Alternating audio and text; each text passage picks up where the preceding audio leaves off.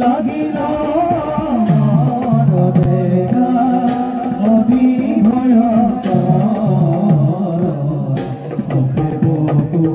অতি ঘরে ঝড়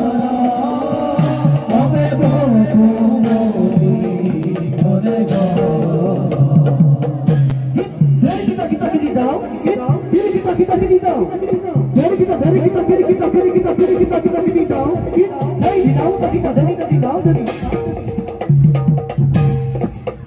Barikada